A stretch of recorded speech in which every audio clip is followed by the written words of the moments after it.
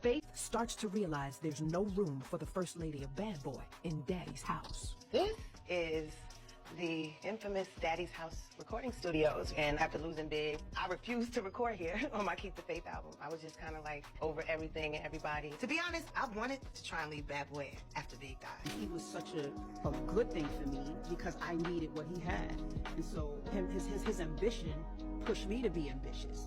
Because word on the curb is that Diddy had a party last night, September 7th, but everybody and mama was on Twitter talking about Mary J. Blige and Faith Evans. They actually had a physical altercation.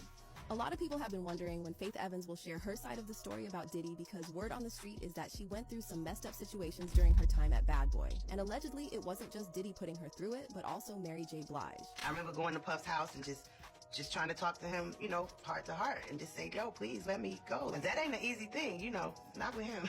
In 1993, Faith Evans moved to LA and started working as a backup singer for Al B. Sure, and it was around this time that Faith caught Diddy's attention. He later invited her to do some background vocals, and after just one session in the studio, Diddy signed her on the spot, making her the first female artist to join his Bad Boy record label. So when I went in and did these two lines and rearranged them, I asked him, Mr. Puff, you mind if I change it around a little bit?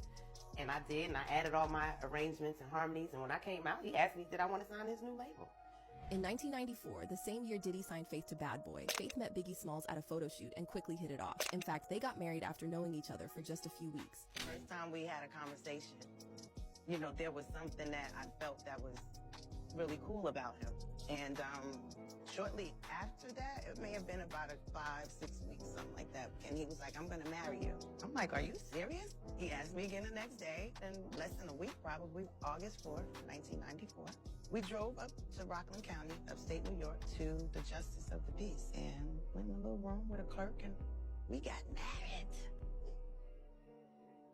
And I was happy.